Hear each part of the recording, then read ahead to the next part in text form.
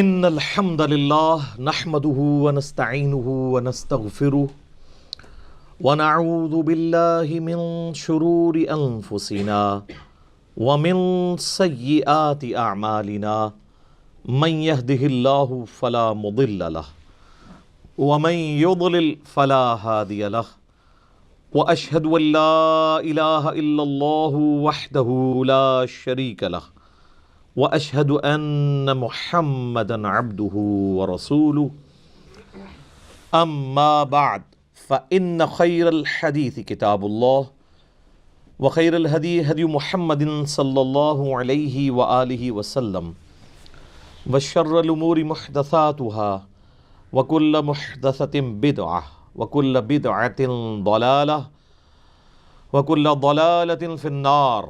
اعوذ باللہ السمیع العلیم من الشیطان الرجیم من ہمزہ ونفخہ ونفثہ. بسم اللہ الرحمن الرحیم. رب اشرح لی صدری ویسر لی امری واحلل عقدۃ من لسانی یفقہوا قولی. بسم اللہ الرحمن الرحیم. ان اللہ وملائکتہ یصلون علی النبی یا ایہا الذین آمنوا صلوا علیہ وسلموا تسلیما. اللہم صلی علی محمد وعلی آل محمد کما صلیت علی ابراہیم وعلی آل ابراہیم انک حمید مجید. اللہم بارک علی محمد وعلی آل محمد کما بارکت علی ابراہیم وعلی آل ابراہیم انک حمید مجید. اللہم ربنا آتنا فی الدنیا حسنہ وفی الآخرۃ حسنہ وقنا عذاب النار. لا الہ الا انت سبحانک انی کنت من الظالمین. حسبنا اللہ ونعم الوکیل. یا حی یا قیوم برحمتک استغیث ولا حول ولا قوة الا باللہ العلی العظیم. ربنا آتنا من لدنک رحمہ وہیئ لنا من امرنا رشدا. الحمدللہ آج 16 فروری 2020 کو سنڈے کے دن قرآن کلاس نمبر 16 میں ہم انشاءاللہ تعالی سورہ البقرہ کی آیت نمبر 83 سے آنورڈ سٹارٹ کریں گے. یہ جو آیت نمبر 83 ہے اس میں 10 کمانڈمنٹس کا مختصر سا ورژن آیا ہے. ڈیٹیل تو انشاءاللہ سورہ بنی اسرائیل میں جا کر آئے گا. اللہ تعالیٰ نے بنی اسرائیل کو جو 10 بنیادی احکامات دیے تھے انبیاء کرام علیہم السلام کے ذریعے، اور وہی احکامات شریعت محمدیہ صلی اللہ علیہ وآلہ وسلم میں بھی ٹرانسفر ہوئے. تو قرآنک ورژن آف 10 کمانڈمنٹس سورۃ البقرہ میں ہے، سورۃ الانعام کے اندر ہے، اور ڈیٹیل کے ساتھ سورہ بنی اسرائیل میں آئے گا. آیت نمبر 21 سے لے کر 39 تک کہ 10 بنیادی احکامات کون سے تھے جو اللہ تعالیٰ نے اپنے پیغمبروں کے ذریعے لوگوں تک پہنچائے. تو مختصراً کچھ احکامات اس میں آ رہے ہیں آیت نمبر 83 میں سورۃ البقرہ کی. اعوذ باللہ من الشیطان الرجیم. بسم اللہ الرحمن الرحیم. وَإِذْ أَخَذْنَا مِيثَاقَ بَنِي إِسْرَائِيلَ، اور یاد کرو وہ وقت جب ہم نے بنی اسرائیل سے یہ عہد لیا تھا حضرت یعقوب علیہ السلام کی اولاد سے، لا تعبدون الا اللہ، کہ مت پوجنا کسی کو سوائے اس اللہ کے. توحید جو ہے یہ تو بنیاد ہے نا جی. تمام ادیان کی، مذاہب کی بنیاد توحید کے اوپر ہے. سورہ النحل میں آتا ہے نا، وَلَقَدْ بَعَثْنَا فِي كُلِّ أُمَّةٍ رَسُولًا أَنِ اعْبُدُوا اللَّهَ وَاجْتَنِبُوا الطَّاغُوتَ، اور بے شک ہم نے ہر امت میں کوئی نہ کوئی رسول ضرور بھیجا تھا ایک بنیادی دعوت کے ساتھ کہ تم نے عبادت صرف اللہ کی کرنی ہے، اور اللہ کی مخالفت پہ جو لوگ کھڑے ہیں وہ طاغوت، ان کا انکار کرنا ہے. اچھا مزے کی بات ہے، عبادت اللہ کی ہے، صرف اللہ کو ماننا کافی نہیں ہے. اللہ کو تو مسلمان بھی مان رہے ہیں اللہ کہہ کر، ہندو بھگوان کہہ کر مان رہے ہیں، جیوز اور کرسچنز بھی خدا کہہ کر، اللہ کہہ کر، گاڈ کہہ کر مان رہے ہیں، لیکن اللہ کی بھی ماننی ہے۔ اللہ کی ماننا اصل میں اللہ کی عبادت ہے، ٹوٹل اوبیڈینس آف گاڈ، اطاعت اللہ کی اختیار کرنا اس طریقے پر جو اس نے اپنے پیغمبروں کے ذریعے سکھایا، اسے کہتے ہیں عبادت۔ تو تمام الہامی کتابوں کی دعوت کا خلاصہ توحید ہے، ایک اللہ کی عبادت کرنی ہے، اور عبادت کی ڈیفینیشن وہی ہے، ایاک نعبد و ایاک نستعین۔ عبادت بھی اللہ کی ہوگی، اور عبادت کی اعلیٰ ترین شکل دعا میں مدد کے لیے صرف اللہ کو پکارا جائے گا۔ اب عبادت کی جتنی شکلیں ہیں، نماز ہو اور نماز کے اندر جتنے پوسچر ہیں، رکوع، سجدہ، عاجزی کے ساتھ کسی کے سامنے کھڑے ہونا، نظر، نیاز، منت، سب کی سب چیزیں ایک اللہ کے لیے ہیں، اور سب سے بڑھ کر مشکل کشا، حاجت روا ایک اللہ کو مانا جائے، وہ ہے ایاک نستعین۔ اچھا، عبادت میں نستعین بھی شامل تھا، الگ سے کیوں ذکر کیا ہے؟ اللہ کو پتا تھا سب سے زیادہ شرک ہی اس میں ہونا ہے۔ آج دنیا میں کوئی مسلمان نہیں ہے جو یہ کہتا ہو کہ میں رسول اللہ کی عبادت کرتا ہوں، نعوذ باللہ۔ لیکن شرک فی الدعا، پکارنے میں جو شرک ہے، مسلمانوں کی اکثریت میں پایا جاتا ہے۔ مسلمانوں کی اکثریت سورۃ الفاتحہ کا ٹیسٹ پاس نہیں کرتی، اور اس کے پیچھے وجہ جو ہے وہ علماء ہیں جنہوں نے دین کو بگاڑ کر ان کے اندر داخل کیا ہے۔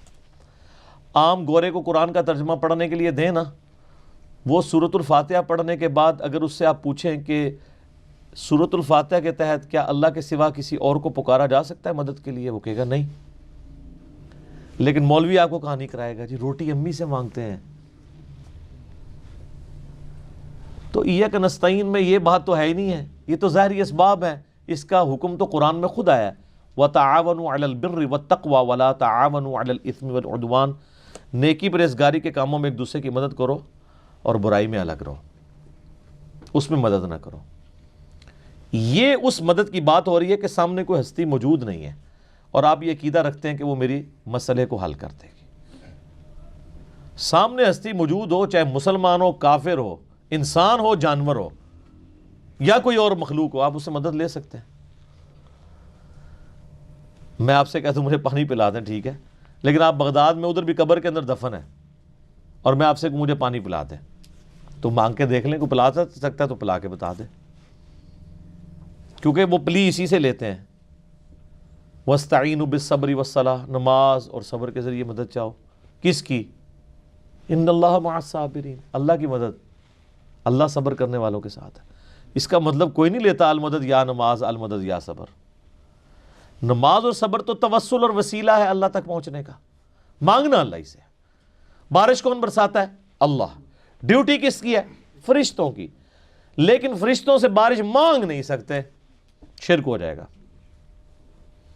مانگنی اللہ سے۔ فرشتوں کو چھوڑ دیں، آپ کے سامنے ایک بہت بڑا مشکل کشا ہے، سورج ختم ہو جائے تو پوری دنیا تباہ و برباد ہو جائے۔ سورج کی وجہ سے ہی تو سبزہ اگتا ہے، سورج کی وجہ سے موسم تبدیل ہوتے ہیں، سورج کی وجہ سے ہی پانی کا واٹر سائیکل چل رہا ہے۔ نہ سورج ہو تو نہ سمندروں کا پانی ایویپوریٹ ہو کے گلیشیئرز کی فارم میں سٹور ہو یا بارش کی شکل میں ہمارے پاس آئے، یہ سب کچھ ختم ہو جائے تو کسی کے وہم میں بھی یہ چیز بات آتی ہے کہ وہ کہے کہ المدد یا سورج میری مدد فرمائیے۔ جن بزرگوں کو لوگ پکار رہے ہیں نا، ان کا مشکل کشا بھی سورج ہے، ظاہری اسباب میں۔ تو پھر بابوں کو بھی پکار دیا کرنا ہے، تو ہم تو ریکویسٹ ہی کر سکتے ہیں کیا کہ مرنے سے پہلے اے مسلمان کر لے اس پہ غور، کتابوں کا خدا اور ہے، بابوں کا خدا اور۔ جس خدا کا تعارف کتابیں کرواتی ہیں وہ اور خدا ہے، اور جس کا تعارف بابیں کرواتے ہیں وہ اور خدا ہے۔ وہ کوالٹیز اللہ کی نہیں ہے، وہ ان کا کوئی تصور ہے جس کو انہوں نے خدا کا نام دے دیا ہے۔ اللہ کا تصور وہ ہوگا جو پیغمبروں کے ذریعے ہوگا، اس کی کتابوں کے ذریعے ہوگا۔ تو ہم نے بنی اسرائیل سے عہد لیا تھا مت پوجنا کسی کو سوائے اللہ کے، وبالوالدین احسانا، اور والدین کے ساتھ احسان کرنا۔ قرآن حکیم میں 4 مقامات ایسے ہیں جہاں پر توحید کے فوراً بعد والدین کے ساتھ حسن سلوک کا ذکر ہے، ان میں سے یہ پہلا مقام ہے۔ اس کے بعد سورۃ الانعام میں، پھر سورہ بنی اسرائیل میں 10 کمانڈمنٹس آئیں گی، اور پھر سورہ لقمان میں، وہاں پہ بھی ماں باپ کے ساتھ حسن سلوک کا ذکر ہے۔ حقوق اللہ میں جس طرح توحید اور توحید فی الدعا، توحید فی العبادہ امپورٹنٹ ہیں، حقوق العباد میں پہلا حق ماں باپ کا ہے، اور اس کا ذروہ سنام، ایپیکس اور چوٹی سورہ بنی اسرائیل میں آئے گی۔ وہاں تو یہاں تک آیا کہ ماں باپ کو اف بھی مت کہنا، اور اگر دونوں یا دونوں میں سے ایک بڑھاپے کی حالت میں تمہیں ملے تو ان کے سامنے اپنے عاجزی کے ساتھ کندھے جھکا کر رکھنا، ان کو اف تک مت کہنا، اور ان کے لیے دعا کرنا کہ اے اللہ ان پہ بھی رحم فرما، جس طرح بچپن میں انہوں نے مجھ پہ رحم کر کے مجھے پالا تھا۔ تو والدین کو چونکہ اللہ تعالیٰ نے دنیا میں آنے کا ذریعہ بنایا انسان کا، اور وہ کتنی مشقت کر کے پال پوس کے بڑا کرتے ہیں، ظاہری اسباب میں سب سے بڑا ذریعہ والدین کو بنایا، لہٰذا ان کا حق بھی سب سے زیادہ ہے۔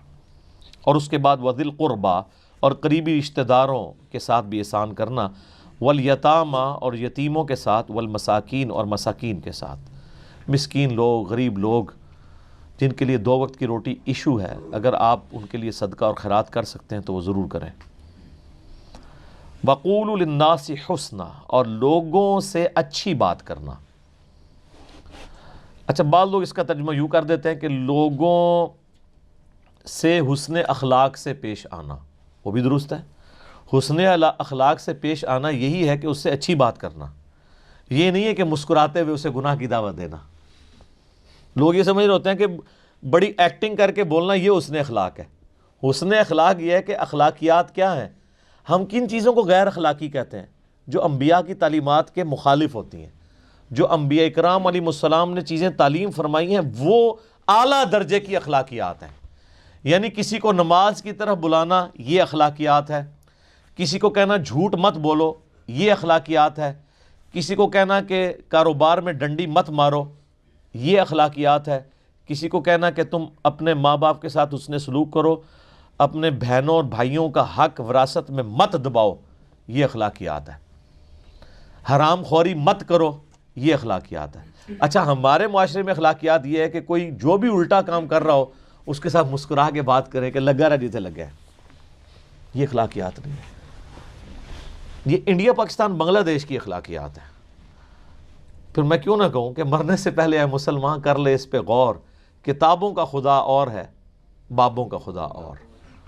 یہ سیکھنا ہوگا، یہ قیامت ہے اس کے اندر مضمر،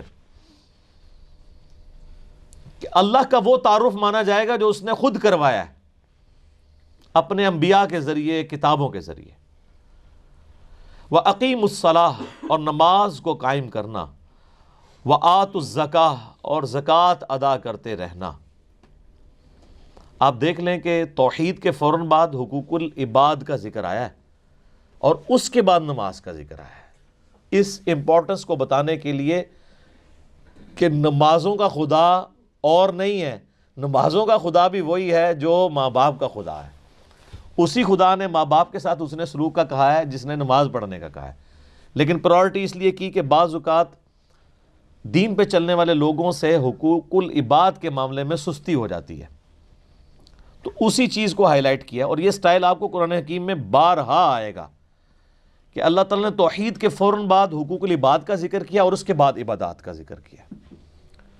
کیونکہ جو لوگ پریکٹسنگ مسلمان ہوتے ہیں نا، تو شیطان ان پہ پہلا حملہ یہ کرتا ہے کہ وہ اپنے گیٹ اپ میں تو اسلام نافذ کر لیتے ہیں، نماز بھی پڑھنا شروع کر دیتے ہیں، لیکن اپنے معاملات میں انتہائی برے ہوتے ہیں۔ اور اس کا گلہ آپ اکثر لوگوں سے سنتے ہوں گے، وہ دیکھیں جی انہیں داڑھی رکھی ہے، داڑھی رکھ کے پہ کیا کرتا ہے، ویکھو انہوں۔ پھر داڑھی والے بھی کہہ رہے ہوتے ہیں جی داڑھی کا اس میں کیا قصور ہے؟ داڑھی کا قصور نہیں سر، آپ کا قصور ہے۔ لوگ یہ ایکسپیکٹ کر رہے ہیں کہ ایک بندہ پریکٹسنگ مسلمان ہے تو اسے الٹی حرکتیں نہیں کرنی چاہیے۔ کیوں؟ اس داڑھی کے اگینسٹ آپ عزت بھی تو عام بندے سے زیادہ اویل کر رہے ہیں. جب آپ عزت ڈبل اویل کر رہے ہیں تو سر جب پھر آپ کی پکڑ کی باری آئے گی نا, پھر آپ پہ پکڑ بھی ڈبل ہوگی. یہ تو نہیں ہے پریویلیجز ہی لینی ہے آپ نے, انہی کو کیش کروانا ہے. اس لیے دیکھیں کہ امہات المومنین کے بارے میں سورۃ الاحزاب میں آیا کہ نبی کی بیوی ہو, تم عام عورتوں کی طرح نہیں ہو, اگر تم نے کوئی بے حیائی کا کام کیا تمہیں دوگنا عذاب ہوگا, اور اگر تم اللہ اور اس کے رسول کی تابع فرمان رہی تو تمہارے لیے اجر بھی ڈبل ہے.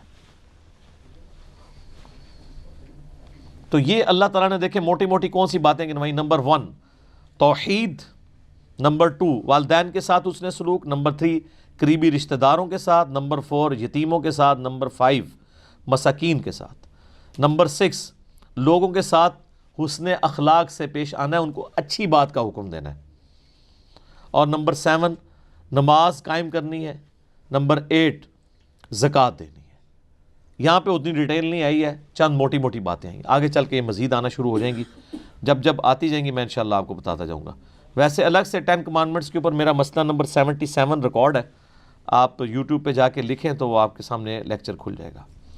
تو اللہ تعالیٰ فرماتا ہے یہ ساری چیزیں ہم نے حکم دی تھی بنی اسرائیل کو, ثم تولیتم, لیکن تم ایسے ناہنجار نکلے کہ تم نے روگردانی کر دی. اس کے بعد اللہ نے عہد بھی لیا اپنے پیغمبروں کے ذریعے کہ ان چیزوں کا خیال رکھنا ہے, لیکن تم نے منہ پھیر لیا. الا قلیلا منکم, سوائے قلیل لوگوں کے کہ وہ تو اپنے اس عہد پر قائم رہے, اکثریت جو ہے وہ گمراہی کے راستے پہ چلی. اور سر اس امت کا بھی یہی حال ہے. یہاں پہ کتنے لوگ ہیں جو کمٹمنٹ کے ساتھ چلے ہیں. صحابہ کرام علیہم رضوان اور اہل بیت علیہم السلام کے بعد آہستہ آہستہ آپ دیکھیں کس طرح گراف مسلمانوں کا نیچے آیا ہے. وَأَنْتُمْ مُعْرِضُونَ, اور تم ہے ہی روگردانی کرنے والے.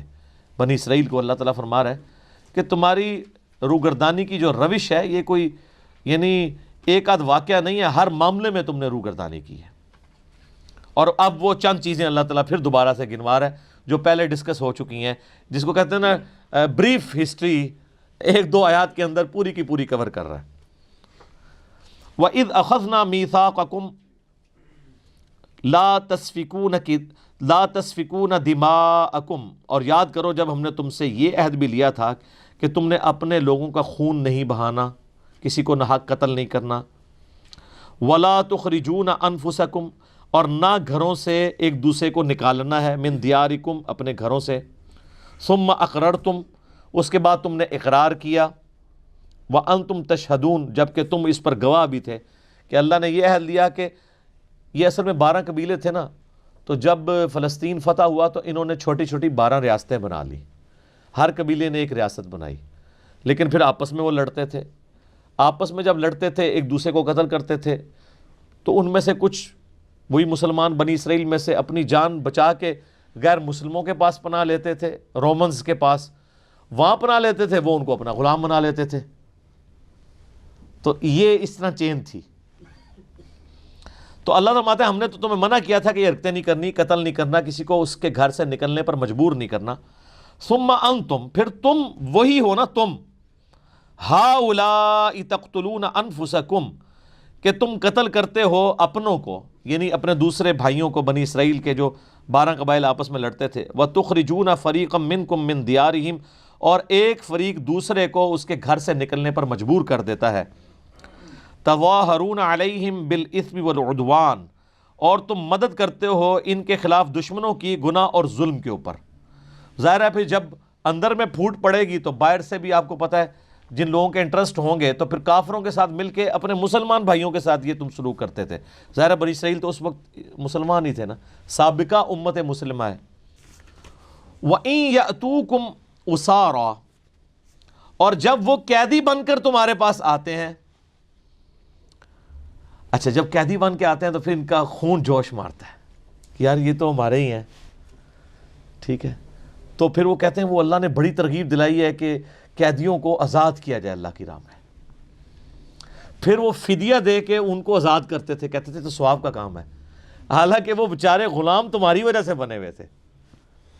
ان کی غلطیوں کی وجہ سے وہ نکلے, ملک سے نکلنے پر مجبور ہوئے اور کافروں کے ہتھے چڑھے. تو اللہ فرماتا ہے اس کے بعد وہ جب تمہارے پاس قیدی بن کے آتے ہیں تفادوہم وہو محرم علیکم، تم بڑے پاک باز بن کے ان کا فدیہ دے کے ان قیدیوں کو آزاد کرواتے ہو، حالانکہ ان کا نکالنا، وہو محرم علیکم اخراجہم، حالانکہ ان کا ان کے ملک سے نکالنا تمہارے لیے حرام تھا۔ اصل حرام تو تم نے کیا نا، کہ ان کو اپنے ملک سے نکلنے پر مجبور کیا، اس کی وجہ سے وہ کافروں کے غلام بنے، اور جب غلام بن کے وہ بازار میں بک رہے ہوتے ہیں اور تمہارا خون جاگتا ہے کہ یہ تو ہمارے اسرائیلی بھائی ہیں، تم پیسے دے کے ان کو چھڑواتے ہو اور کہتے ہو یہ ثواب کا کام ہے، تو یہ اللہ تعالیٰ پھکی دے رہا ہے، یہ پھکی ہے، اینٹی وینم ہے، کہ یہ تو بڑا ثواب کا کام کر رہے ہو، بتاؤ یہاں تک پہنچے کس کی وجہ سے ہے؟ جو میں نے مولانا طارق جمیل صاحب کو کہا تھا نا، وہ کہتے ہیں میں نے علماء کو جراثیم نہیں کہا، میں نے کہا تھا انڈیا پاکستان سے جو لوگ آتے ہیں تو وہ جراثیم لے کر یورپ میں آتے ہیں، یہاں بھی فرقہ وارانہ، تو میں نے کہا شیخ صاحب یہ جراثیم ان کو لگاتا کون ہے؟ کسی گھوڑے کو ہاتھ لگایا تھا انہوں نے، یا کسی اسکواش کے پلیئر کو ہاتھ لگ گیا تھا غلطی سے ان کا، یا کسی پولیٹیشین کو ہاتھ لگا تھا، یا مولویوں کا ہاتھ لگ گیا تھا؟ تو یہاں پہ بھی اللہ تعالیٰ فرما رہا ہے کہ جن قیدیوں کو تم آزاد کر کے بڑا ثواب کما رہے ہو نا، کہ بڑا نیکی کا کام ہے قیدی آزاد کرنا، حالانکہ اصل تمہاری خطا ہے ان کو جو تم نے نکالنے میں مدد کی کافروں کی، وہ اصل حرام کام تھا، وہ حرام تم نے کر لیا اور اب یہ ثواب کما رہے ہو۔ تمہارے حرام کام کی وجہ سے تو بیچارے قیدی ہوئے تھے، تو تم نے وہ حرام کام کیا کیوں کہ وہ بیچارے اس نہج تک پہنچتے۔ اب آ رہا ہے یونیورسل ٹروتھ، آفاقی حقیقت اس کے اوپر، افتؤمنون ببعض الکتاب وتکفرون ببعض، تم اللہ کی کتاب کے کچھ حصے پہ ایمان رکھتے ہو اور کچھ کو چھوڑ دیتے ہو۔ یعنی اس پہ تو ایمان رکھا تم نے کہ قیدیوں کو آزاد کرنا ثواب کا کام ہے، لیکن جو ان کو قتل کر کے یا ان کو مجبور کیا اپنے ملک سے نکلنے پر، وہ بھی تو اللہ نے کتاب میں ہی نازل کیا تھا، اس پہ تو تم ایمان نہیں لے کر آئے۔ آدھے دین اپنی مرضی کا لے لیا اور آدھا دین اپنی مرضی سے چھوڑ دیا، اور یہ سب کچھ ہم بھی کر رہے ہیں۔ یہ مسلمانوں کے اندر یہ رائج ہے کہ وہ رمضان شریف کا خدا اور ہوتا ہے اور غیر رمضان کا اور۔ رمضان میں ماشاءاللہ یعنی ایسی نمازیں پڑھتے ہیں کہ جو پکے نمازی ہیں وہ بھی پریشان ہو جاتے ہیں کہ یار مطلب ہم بھی اس طرح کی نماز نہیں پڑھ سکتے، لیکن جیسے ہی عید کا چاند نظر آتا ہے تو صبح کا بھی انتظار نہیں کرتے، کیونکہ شیطان رات کو جو آزاد ہو جاتا ہے اسی وقت ویلکم کہتے ہیں۔ اور جناب آپ دیکھ رہے ہیں نوجوانوں کو اسلامی بہنوں کی خدمت کے لیے بازاروں میں گھوم رہے ہوتے ہیں، ٹھیک ہے، کسی نے سودا کسی کا وزنی ہو تو جا کے مدد کر دیں، اس لیے جا رہے ہوتے ہیں نا۔ تو یہ چند دین کے چند حصوں پہ عمل کرنا، بعض کو عمل کرنا، بعض کو چھوڑ دینا، یہ ہر جگہ اپلائی ہوتا ہے۔ قرآن اس لیے تو استعمال ہو رہا ہے کہ جی اس کی تلاوت کی جائے، اور جو اصل مقصد تھا اس پہ عمل کرنا وہ چھوڑ دیا۔ وہ بھی تو قرآن ہی کہہ رہا تھا نا، یہ قرآن اس لیے نازل ہوا ہے تاکہ اس پہ تدبر کرو، اس سے نصیحت حاصل کرو، سورہ صاد کے اندر وہ چھوڑ دیا، اور کہا جی قرآن میں ہے کہ جی تلاوت کرو اس کی، قرآن حکیم کی، جیسا کہ تلاوت کرنے کا حق ہے، ٹھہر ٹھہر کے پڑھو۔ یہ عمل ہو رہا ہے، جو اصل مقصد تھا وہ چھوڑ دیا۔ اسی طریقے سے آپ احادیث کی کتابوں میں بھی آ جائیں، اگر نماز کے طریقے کی بات کریں کہ جی بخاری مسلم میں نماز کا طریقہ جو ہے وہ اس طریقے سے لکھا ہوا ہے، رکوع میں جاتے وقت اٹھتے وقت رفع الیدین، وہ کہتے ہیں آپ اس کو چھوڑ دیں، یہ تو اگر ہم کریں گے تو میرے ماں باپ کیا کہیں گے، میرے رشتہ دار کیا کہیں گے، محلے کے مولوی صاحب ہی ہمیں پکڑ لیں گے۔ ہاں بخاری مسلم سے آپ کو درود شریف کی فضیلت بتا دیں، کوئی دعا سکھا دیں، وہ کہیں گے ہاں جی یاد کر لیتے ہیں، اپنی مرضی کا دین لے رہے ہیں۔ تو اب وہ یونیورسل ٹروتھ آ رہا ہے کہ جو لوگ اپنی مرضی کا دین لیتے ہیں، یہ ٹروتھ صرف بنی اسرائیل کے لیے نہیں ہے، قیامت تک کے لیے۔ یہ سورہ بنی اسرائیل میں آگے جا کے ڈیٹیل چیزیں بھی آئیں گی، یہاں پہ سورۃ البقرہ میں سٹارٹ میں یہ جو بنی اسرائیل کے اوپر قرارداد جرم اللہ تعالیٰ نے ان کا مقدمہ کھولا ہے، وہ اس لیے کہ تاکہ امت محمدیہ صلی اللہ علیہ وآلہ وسلم کے لیے عبرت ہو کہ تم لوگوں نے بھی یہ کام نہیں شروع کر دینے جو کر لیے ہیں۔ اللہ کو پتا تھا یہ ہونا ہے، لیکن اللہ تعالیٰ نے خبردار کر دیا۔ جس طرح اللہ کو پتا تھا کہ فرقے بننے ہیں، نبی علیہ السلام کے ذریعے بتا دیا، لیکن اس سے روک دیا کہ تم نے اس سسٹم کا حصہ نہیں بننا۔ وَاعْتَصِمُوا بِحَبْلِ اللَّهِ جَمِيعًا وَلَا تَفَرَّقُوا۔ وہ کہتے ہیں نہیں یہ حدیث میں پہلے ہی آیا فرقے بننے ہیں، اور یہ تو نہیں آیا کہ فرقے بناؤ، وہ تو خبر تھی. جیسے مسلم شریف میں حدیث ہے کہ عورتیں قرب قیامت میں ایسا چست لباس پہنیں گی گویا ننگی ہوں. تو اب کوئی اپنے گھر والوں کو ننگا لباس بنانا شروع کرتے کہ جی وہ تو پہلے ہی حدیث میں آیا کہ پہنے گی. نہیں, وہ تو بتایا گیا اس سسٹم کا حصہ نہیں بننا. فرقے بنیں گے, تم نے اللہ کی رسی قرآن کو مضبوطی سے پکڑنا ہے, فرقوں میں نہیں بٹنا. یہاں پہ بھی دیکھیں اللہ تعالیٰ فرماتا ہے جو لوگ کتاب کے بعض حصے پہ ایمان رکھتے ہیں اور بعض کو چھوڑ دیتے ہیں, فما جزاء من یفعل ذلک, ایسے لوگوں کے لیے جزا نہیں ہے. جزا یعنی یہ سزا کے معنوں میں, کیونکہ عربی میں دونوں طرف یہ استعمال ہوتا ہے. منکم, تم میں سے جو کوئی ایسی حرکت کرے کے لیے اس کے لیے جزا نہیں ہے, الا مگر یہ خزی فی الحیات الدنیا, کہ دنیا میں اللہ تعالیٰ ایسے لوگوں کو رسوا کر دے گا. آج 1.5 ارب مسلمانوں کی رسوائی ہمارے سامنے ہے. صحیح مسلم میں حدیث ہے, نبی علیہ السلام نے فرمایا اللہ تعالیٰ اس کتاب کی وجہ سے لوگوں کو عروج دے گا اور اس کتاب کی وجہ سے لوگوں کو ذلیل کرے گا. صحابہ کرام علیہم رضوان کو, اہل بیت کو عروج اس کتاب کی وجہ سے ملا, اور بعد والوں نے اس کتاب کو چھوڑا تو ذلت اور خواری. اللہ نے فرمایا تھا کہ بعض حصہ بھی کتاب کا چھوڑ دیا تو مارے گئے, ہم نے تو کتاب کا اکثر حصہ چھوڑ دیا ہوا ہے. اسی کو ڈاکٹر اقبال نے جواب شکوہ میں اللہ کی طرف سے جواب دیتے ہوئے کہا ہے, وہ زمانے میں معزز تھے مسلمان ہو کر, اور تم خوار ہوئے تارک قرآن ہو کر.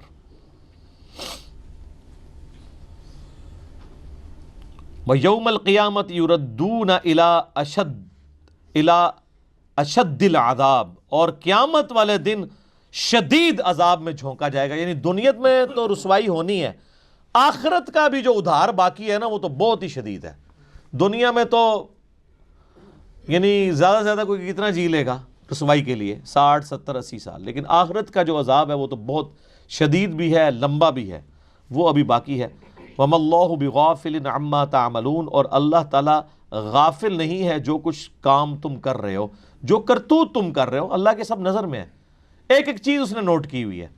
اللہ فرشتوں کا محتاج نہیں ہے, اس کے اپنے علم میں, اور فرشتے تو ریاکار کی عبادت بھی لکھ لیتے ہیں. الٹیمیٹ فیصلہ تو اللہ کرتا ہے کہ یار اس نے تو دکھلاوے کے لیے کیا تھا. فرشتے نے 1 کروڑ نیکی لکھی ہے, اللہ کہتا ہے 0 سے ملٹیپلائی. کوئی دل کا حال تو نہیں کوئی جان سکتا. یہ تو اللہ کی خوبی ہے. یا اللہ کسی کو مطلع کر دے اپنے پیغمبروں میں سے, فرشتوں میں سے, جس کے لیے چاہے. اولئک الذین اشتروا الحیات الدنیا بالآخرہ, یہ وہ لوگ ہیں جنہوں نے دنیا کی زندگی حاصل کر لی ہے آخرت کے بدلے میں. آخرت بیچ دی, دنیا خرید لی. حالانکہ سمجھدار وہ ہے جو دنیا بیچ کے آخرت لے, جو سورہ توبہ میں ہے کہ اللہ تعالیٰ نے مومنین کی جانیں اور مال جنت کے بدلے میں خرید لی ہیں. ایسی بیعت کے اوپر, ایسی تجارت کے اوپر ایمان والوں کو چاہیے وہ خوشیاں منائیں کہ اللہ کے آگے انہوں نے اپنی جان اور مال بیچ دیا, اس کے بدلے میں اللہ نے ان کو جنت دے دی. اور یہاں پہ اللہ تعالیٰ ہمارا ان لوگوں کی روش یہ ہے کہ انہوں نے دنیا کی زندگی خریدی ہے, آخرت کو داؤ پہ لگا دی ہے. وَلَا يُخَفَّفُ عَنْهُمُ الْعَذَابِ, ان لوگوں سے عذاب ہلکا نہیں کیا جائے گا. وَلَا هُمْ يُنصَرُونَ, نہ وہاں پر ان کا کوئی مددگار ہوگا. اللہم اجرنا من النار, اللہم اجرنا من النار, اللہم اجرنا من النار, آمین. یہ میرے بھائیوں کتاب اللہ ہے, یہ کوئی سٹوری نہیں ہے. یہ جو کچھ اللہ تعالیٰ بتا رہا ہے یہ سب کچھ ہو جانا ہے. اوہ کچھ بھی نہیں ہونا, یہ او ہی ہوگی. جو اللہ نے کسی کے ساتھ کر دینا ہے اس نے کر دینا ہے.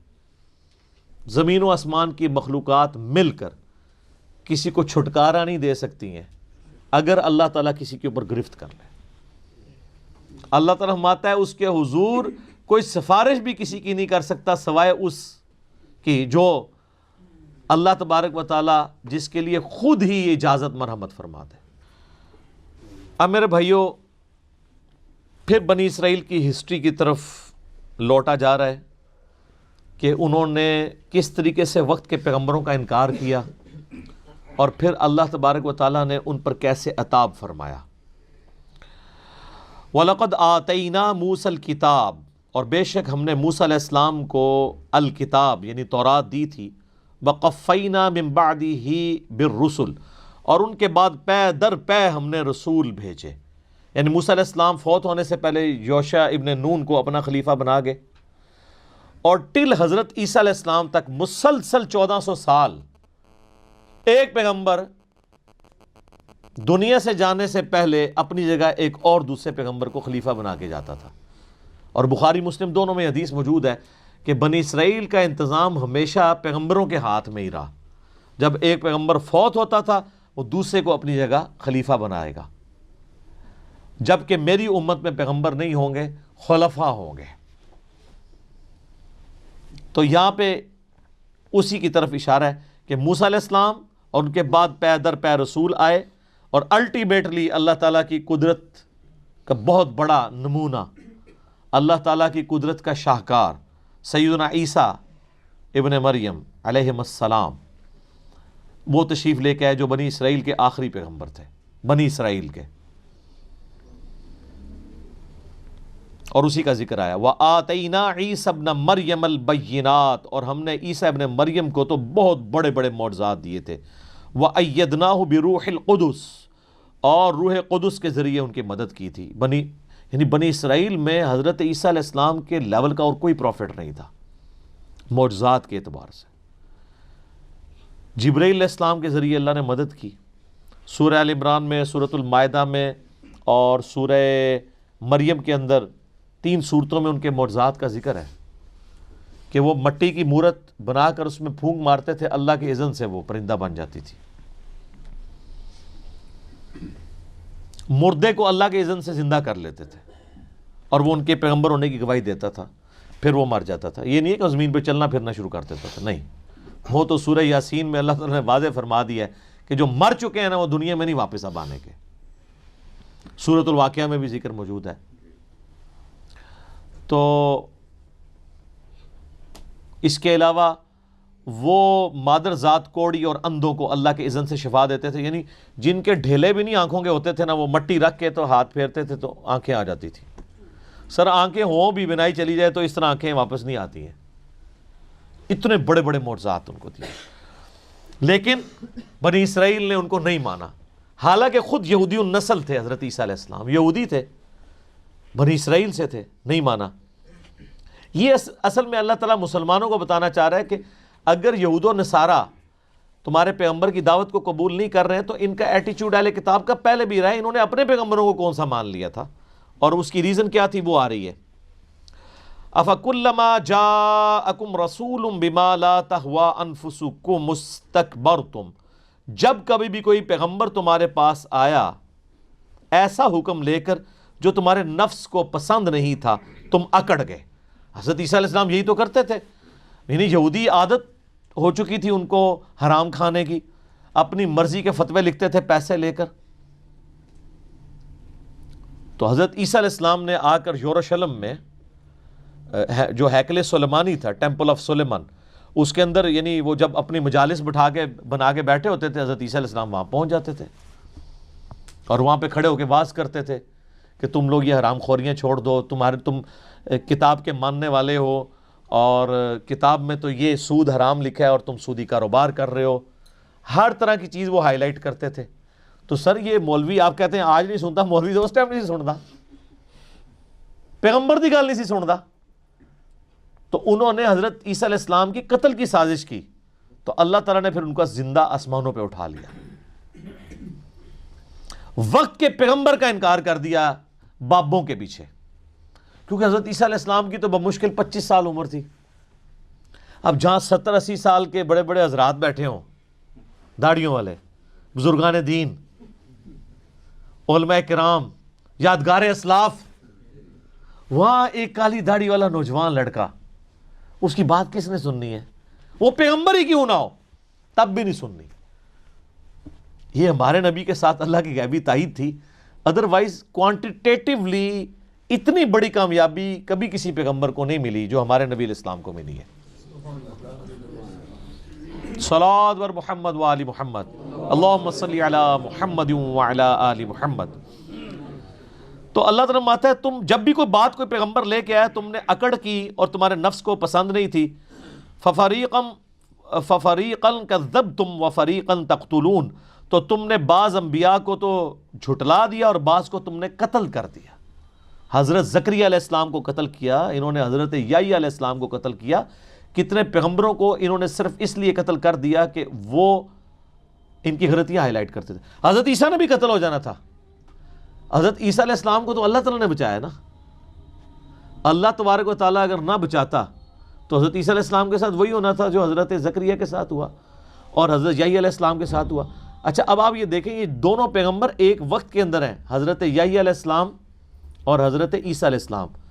حضرت یحییٰ علیہ السلام نے عیسیٰ علیہ السلام کے پیغمبر ہونے کی تصدیق کی ہے، تو حضرت عیسیٰ چونکہ اللہ تعالیٰ کے رسول تھے، وہ صرف نبی نہیں تھے، رسول بھی تھے، تو رسول کے بارے میں تو اللہ تعالیٰ کا قاعدہ ہے کہ اللہ تعالیٰ میں کتب اللہ لأغلبن انا ورسولی، اللہ نے یہ بات طے کر لی ہے کہ میں اور میرے رسول غالب رہیں گے۔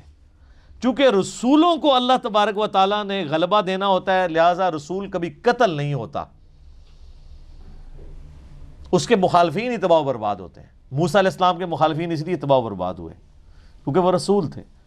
ہمارے نبی علیہ السلام کے مخالفین کو اللہ تعالیٰ نے غزوہ بدر، احد، خندق میں اسی لیے ذلیل و خوار کیا کہ وہ رسول تھے، اللہ نے غلبہ کروایا۔ حضرت عیسیٰ علیہ السلام بھی رسول تھے، لیکن آپ کے کیس میں یہ ہوا کہ آپ کے مخالفین کو اللہ تبارک و تعالیٰ نے آپ پر حاوی نہیں ہونے دیا، لیکن غلبہ بھی آپ کا نہیں ہوا، اللہ نے زندہ آسمانوں پہ اٹھا لیا۔ اب قرب قیامت میں جب وہ اتریں گے تو پھر اللہ تعالیٰ کی طرف سے فائنل عذاب استیصال بنی اسرائیل کے اوپر آئے گا، تو انہی کے ہاتھوں اللہ تعالیٰ بنی اسرائیل کو، یہودیوں کو قتل کروائے گا۔ اور یہ وہ عقیدہ ہے جس پہ سب کا اتفاق ہے، سنی ہو شیعہ ہو، بلکہ میں کہتا ہوں یہ وہ عقیدہ ہے جس پہ انسانیت کا اجماع ہے۔ یہودی بھی کہتے ہیں کرائسٹ نے آنا ہے، وہ جب دجال مسیح آئے گا نا، جھوٹا مسیح، اس کو وہ کرائسٹ مان لیں گے۔ جس مسیح کے انتظار میں وہ ہیں وہ تو آ کے ان کو دعوت دے کے چلا بھی گیا، انہوں نے بات نہیں مانی۔ کرسچنس کا بھی عقیدہ ہے کہ عیسیٰ ابن مریم دنیا میں آئیں گے، مسلمانوں کا بھی عقیدہ ہے کہ آئیں گے۔ آج بلکہ ہم تھوڑی ایک متھ توڑنے لگے ہیں، آج ہم عیسیٰ ابن مریم کی منقبت پڑھوائیں گے یہاں پہ۔ دیکھیں نا چینج ہے نا جی، ابھی تک تو آپ نے نبی علیہ السلام کی شان میں نعتیں سنی ہے، یا بابوں کی شان میں، یا صحابہ کرام کی، اہل بیت کی شان میں، حالانکہ ہونا چاہیے کہ ان سے زیادہ حقدار ہیں انبیاء کرام کہ ان کی منقبتیں بیان ہو۔ تو آج ہم عیسیٰ ابن مریم کے بارے میں ہمارے شعیب بھائی نے تیار کی ہے منقبت، بڑی زبردست ہے، جس میں ان کے بارے میں جو مسلمانوں کا عقیدہ ہے اور وہ کیا کریں گے، وہ ساری چیزیں انہوں نے کور کی ہیں اس کے اندر انشاءاللہ تعالی۔ تو یہ کرامت ہے، آج حضرت عیسیٰ علیہ السلام کا ذکر بھی ہو رہا ہے، ٹھیک ہے، ذکر خیر ہو رہا ہے الحمدللہ۔ وقالوا قلوبنا غلف، اور یہودی کہتے ہیں ہمارے دلوں پر تو غلاف چڑھے ہوئے ہیں۔ یہ مضمون بار بار آئے گا سورۃ المائدہ میں، سورہ نساء میں۔ مسلمانوں کو بھی کہتے تھے کہ آپ جتنا مرضی قرآن پڑھ لو ہم پہ اثر نہیں کرے گا، ہم بڑے پکے ہیں اپنے عقیدے میں۔ یہاں بھی لوگ کہتے ہیں نا کہ اسی تے اپنا بابیاں دا عقیدہ نہیں چھڑنا، تسی جو مرضی کر لو، اسی پکے ہیں۔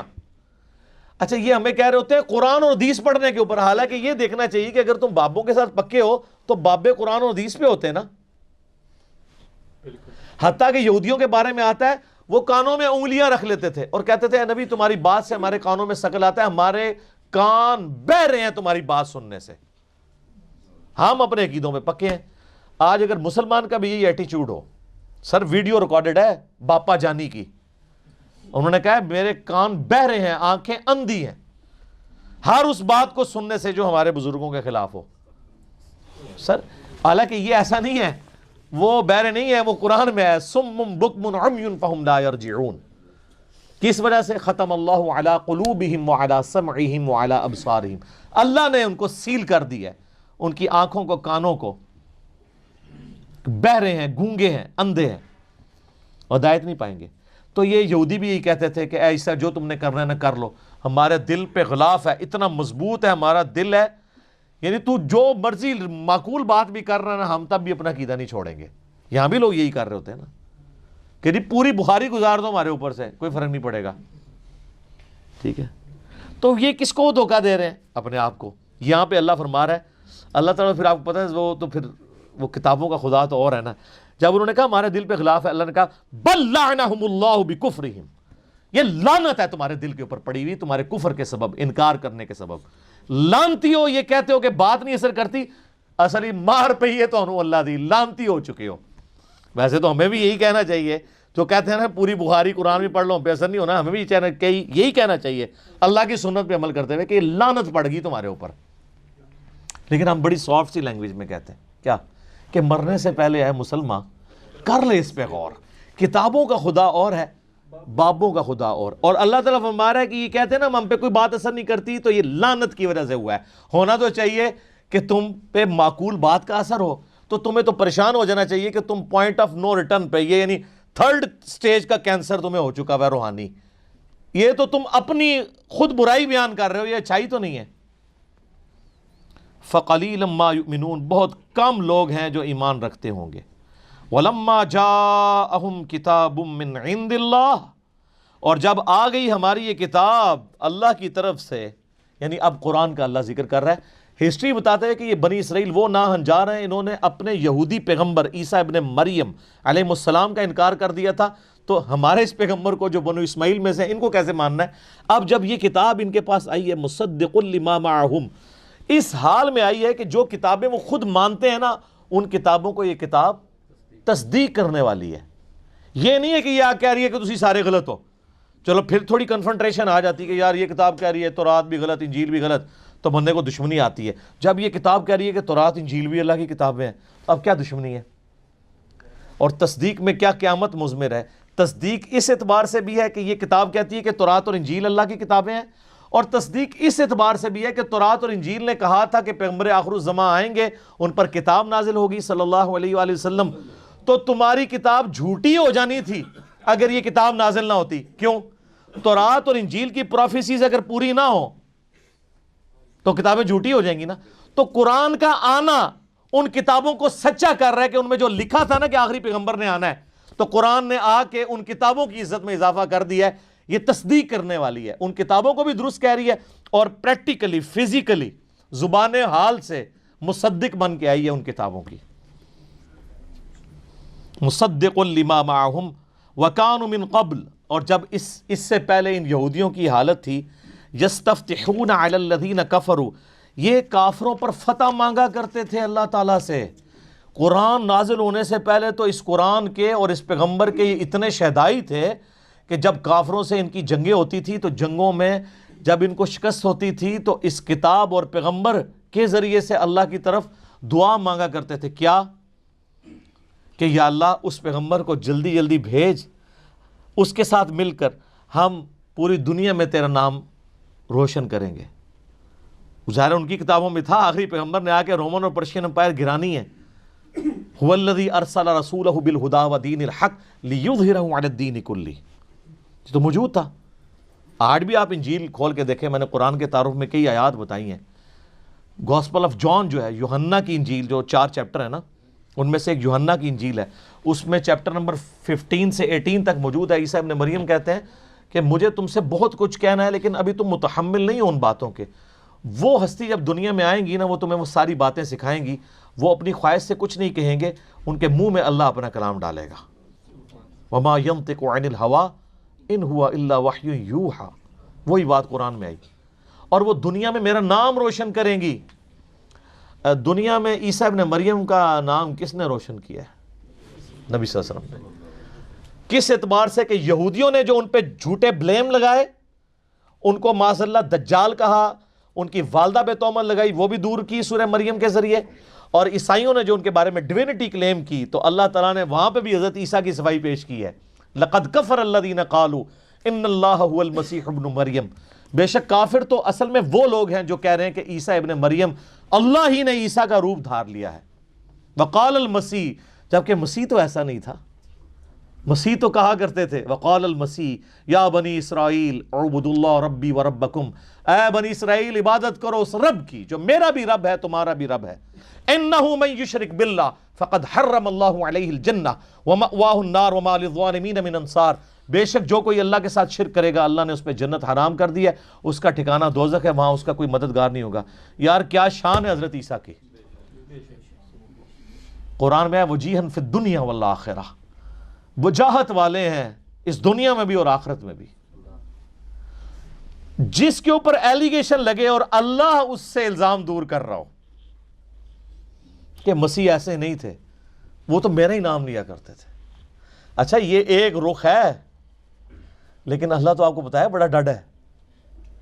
اللہ کا ایک دوسرا رخ بھی ہے اسی ٹاپک کے اوپر، وہ سورۃ المائدہ کا آخری رکوع ہے. قیامت کے دن جو حضرت عیسیٰ اور اللہ کی ملاقات ہونی ہے، سر وہ بندہ کانپ اٹھتا ہے. وہ جب یہ چیپٹر آتا ہے نا، اس میں جب زندگی شروع ہوگی، وہ جو ناول کا میں نے تعارف کروایا تھا، اس میں انہوں نے اس کو فلمایا ہے آڈیو ریکارڈنگ میں، ریٹن فارم میں. حضرت عیسیٰ ابن مریم، اللہ تعالیٰ فرمائے گا اے عیسیٰ کیا تو نے کہا تھا کہ تجھے اور تیری ماں کو میرے سوا معبود ٹھہرا لیا جائے؟ ہائے ہائے ہائے. حضرت عیسیٰ علیہ السلام کی اس وقت کیا حالت ہوگی؟ ہم کہ یا اللہ میری اتنی صفائیاں تو نے دی ہیں، تجھے نہیں پتا؟ سر یہ توحید کا معاملہ بہت سینسٹیو ہے، اتنا سینسٹیو ہے کہ اللہ تعالیٰ اس لیول پہ اترا ہے سورۃ المائدہ کی آیت نمبر 17 پہ کہ اگر اللہ ارادہ کرے عیسیٰ کو، اس کی ماں کو اور جتنے زمین میں ان کو موت دے دے تو اللہ کا کوئی کیا بگاڑ لے گا؟ تم کہتے ہو عیسیٰ مشکل کشا ہے، اللہ چاہے تو عیسیٰ کو مار دے، اس کی ماں کو مار دے، اور سارے بزرگ بابے جن کے بارے میں تمہارا عقیدہ ہے سب کو موت دے دے، اللہ کوئی نہیں کچھ بگاڑ سکتا. اور یہاں سورۃ المائدہ میں اللہ تبارک و تعالیٰ آخری رکوع میں، اس سے پہلے بھی بلکہ 72 نمبر آیت 75 نمبر آیت میں آتا ہے کہ عیسیٰ اس کی ماں کو مشکل کشا سمجھے ہوئے ہو، وہ روٹی کھانے کے محتاج تھے، وہ نہ تمہارے نفع کے مالک تھے نہ نقصان کے. اللہ کہہ رہا ہے عیسیٰ اس کی ماں روٹی کھانے کے محتاج تھے. اگر ہم کہتے ہیں بابے محتاج ہیں تو ان کو وٹ چڑھ جاتا ہے. بابوں کی کیا اوقات ہے؟ بابے تو عیسیٰ ابن مریم کی جوتیوں کی خاک کے برابر بھی نہیں ہے، بلکہ آپ میں سے کئی لوگ ہیں جن کی جوتیوں کی خاک نہیں ہے، جو شرک کرنے والے بابے، جنہوں نے اپنی عبادت کروائی. لیکن اللہ تعالیٰ کیا فرما رہا ہے؟ یہ تمہارے نفع نقصان کے مالک نہیں. اس آخری رکوع میں پھر اللہ تعالیٰ جب یہ کہے گا نا اے عیسیٰ ابن مریم کیا تو نے کہا تھا کہ لوگ تجھے اور تیری ماں کو معبود سمجھ لیں میرے ساتھ؟ وہ کہیں گے اے اللہ مجھے کب شایع تھا کہ میں ایسی بات کرتا، میں نے تو بنی اسرائیل کو یہی کہا تھا کہ عبادت کرو اس رب کی جو تمہارا بھی رب ہے میرا بھی رب ہے. اور اے اللہ بالفرض اگر میں نے کوئی ایسی بات کی ہوگی تو تیرے علم میں تو ہوگی، کیونکہ جو تیرے جی میں ہے وہ میں نہیں جانتا، اور جو میرے جی میں ہے وہ تو جانتا ہے، تو ہی سارے غیبوں کا جاننے والا ہے. سر کس طرح کلیئر کٹ موتیوں کی طرح عقیدے بیان ہوئے ہیں قرآن میں. حالانکہ ان کو ڈٹنا چاہیے تھا، کانفیڈنس تھا نا، لیکن کہا کہ بالفرض اگر میرے دل میں بھی کوئی خواہش چھپی تھی نا خدا بننے کی، اللہ تیرے علم میں تو ہوگی نا، ٹھیک ہے، لیکن تو گواہ اس بات پہ کہ میرے کہیں پہ نہیں، اور اگر تھی تو تیرے علم میں ہوگی. اب تیرے دل میں کیا ہے وہ میں نہیں جانتا، یعنی اب تو کیا ڈیسیژن کرے گا یہ تیرے علم میں. تو پھر حضرت عیسیٰ کہیں گے اے اللہ یہ تیرے بندے ہیں، چاہے انہیں معاف کر دے چاہے انہیں پکڑ لے، یہ تیری مرضی ہے. یعنی توحید کی باری آئی تو انبیاء کرام بھی سائڈ پہ، کیونکہ ان کو اپنی فکر پڑ گئی. اور یہاں 1.5 ارب پونے 2 ارب عیسائیوں نے حضرت عیسیٰ کے بارے میں یہ عقیدہ رکھا ہے انہوں نے چھڑا لینا ہے، اور معذرت کے ساتھ آپ لوگوں نے بھی یہ عقیدہ رکھا ہوا ہے. آپ کے پیغمبر علیہ السلام نے بھی یہی باتیں ارشاد فرمائی ہیں. بخاری مسلم دونوں میں حدیث ہے، نبی علیہ السلام کم از کم 10 طرق آئے ہیں اس کے. آپ علیہ السلام فرماتے ہیں میرے حوض کوثر پہ میرے کچھ ساتھی لائے جائیں گے میرے صحابہ میں سے، اور میں جب ان کو حوض کوثر سے پلانے لگوں گا تو مجھے وہ بتائیں گے کہ اے اللہ کے نبی آپ کی وفات کے بعد یہ دین سے الٹے قدم پھر گئے تھے اور انہوں نے دین میں بدعتیں جاری کر دی تھی. آپ فرماتے ہیں میں کہوں گا سحقا سحقا لمن غیر بعدی، ان پہ پھٹکار ہو جنہوں نے میرے بعد میرے دین کو بدل دیا، اور میرے ان کے درمیان ایک آڑ قائم کر دی جائے گی. میں بھی اس وقت وہی کہوں گا جو عبد صالح عیسیٰ ابن مریم کہیں گے.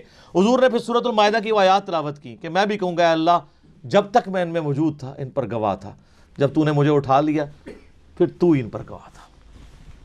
اب جب عیسیٰ ابن مریم کہیں گے نا کہ اے اللہ یہ تیرے بندے ہیں چاہے بخش دے چاہے عذاب دے، تو اللہ تعالیٰ ترس نہیں کھائے گا؟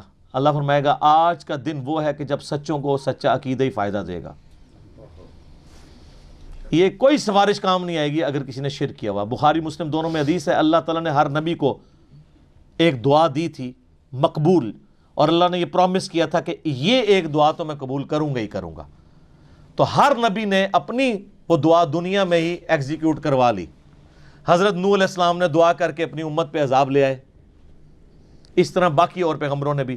میں نے اپنی دعا اپنی امت کے لیے سنبھال کر رکھی ہے قیامت کے دن کے لیے، اور اس دعا کی برکت سے میرے ہر امتی کو شفاعت کا نفع پہنچے گا میرے ذریعے، سوائے اس کے کہ جس نے دنیا میں اللہ تعالیٰ کے ساتھ کسی قسم کا شرک کیا ہوا.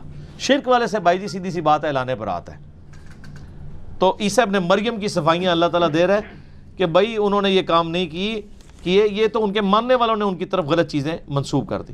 تو اللہ تعالیٰ فرماتا ہے کہ اس نبی کے آنے سے پہلے تمہاری حالت تھی کہ تم دعائیں کیا کرتے تھے، یا اللہ آخری نبی کو جلدی جلدی بھیج، ہم ان کے ساتھ مل کے تو کافروں کے خلاف جہاد کریں.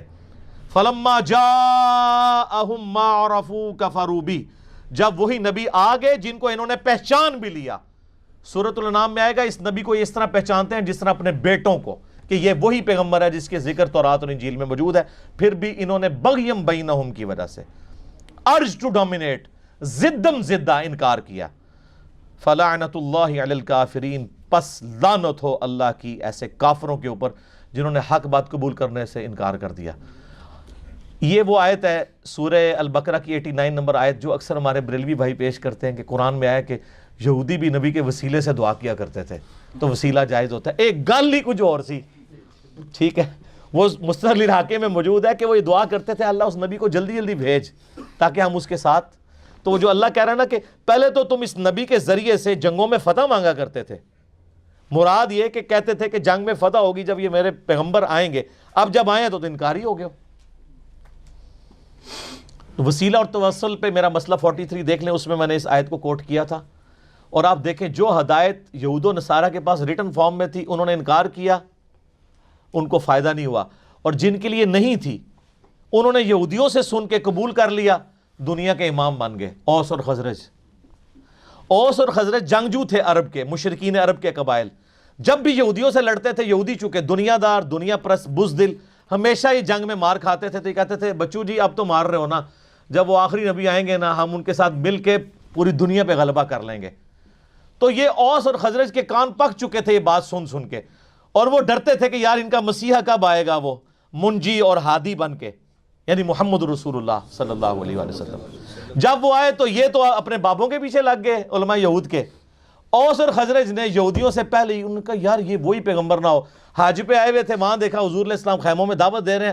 انہوں نے کہا اس سے پہلے کہ یہودی ایمان لے کر ہیں تم ہی ایمان لے کے ان کو اپنا لیڈر بنا لو. اور سر پھر اللہ نے دنیا کے امام ان کو بنا دیا. اسی لیے ہم کہتے ہیں کہ یہ ضروری نہیں ہوتا کہ آپ محنت جس جگہ کر رہے ہیں وہیں پہ رزلٹ نکلے، رزلٹ کہیں اور نکل سکتا ہے.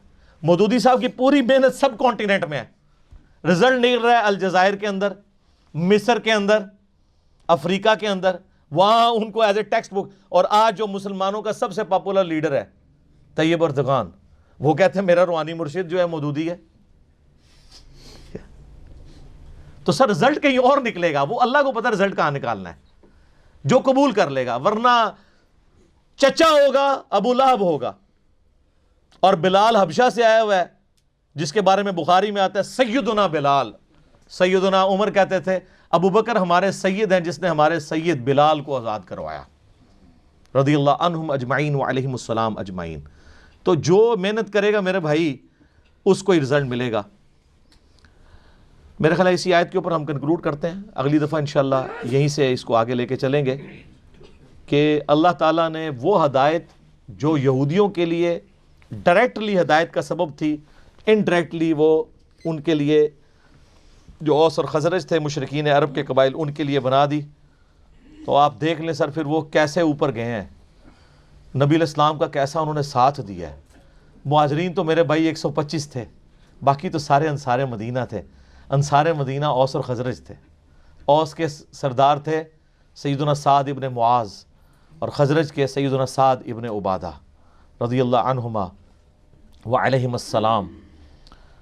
155 اصحاب صفا جن کا کوئی سورس آف انکم نہیں تھا، روزانہ ان کا 2 وقت کا کھانا سعد ابن عبادہ کے گھر سے جاتا تھا. پوری امت پہ احسان ہے ان کا.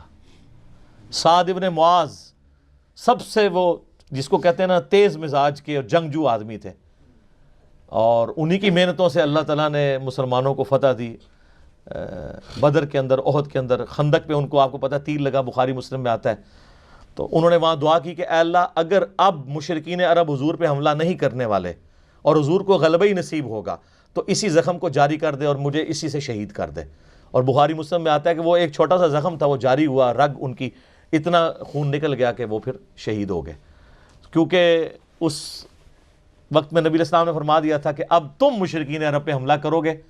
خندق کے بعد ان کی کمر ٹوٹ چکی ہے, اور یہی دیکھیں صلح حدیبیہ ہوئی اس کے بعد, اور اس کے بعد پھر فتح مکہ ہو گئی. ٹھیک ہے, تو وہ دنیا سے یعنی اپنی ایفرٹ پٹ کر کے چلے گئے. بعد کے لوگوں نے اس کا اجر ضرور دنیا میں کھایا, لیکن اللہ کے حضور ان کا جو مقام ہے وہ اپنی جگہ موجود ہے. کتنے سردار آئے مر گئے, کون ذکر کرتا ہے؟ اپنی اولاد بھی ذکر نہیں کرتی. آج ہم ذکر کرتے ہیں تو دل سے دعا نکلتی ہے ان کے لیے کہ انہوں نے اسلام کے لیے کیا کچھ کنٹریبیوٹ کیا ہے. اللہ تعالیٰ سے دعا ہے جو حق بات میں نے کہی اللہ تعالیٰ ہمارے دلوں میں راسخ فرمائے. اگر جذبات میں میرے منہ سے کوئی غلط بات نکل گئی اللہ تعالیٰ ہمیں معاف کر دے, ہمارے دلوں سے بھی محو کر دے اسے. ہمیں کتاب و سنت کی تعلیمات پر عمل کر کے دوسرے بھائیوں تک پہنچانے کی توفیق عطا فرمائے. اللہم صلی علی محمد وعلی آل محمد کما صلیت علی ابراہیم وعلی آل ابراہیم انک حمید مجید. اللہم بارک علی محمد وعلی آل محمد کما بارکت علی ابراہیم وعلی آل ابراہیم انک حمید مجید. سبحانک اللہم وبحمدک اشہد ان لا الہ الا انت استغفرک واتوب الیک وما علینا الا البلاغ المبین. جزاکم اللہ خیرا واحسن الجزاء.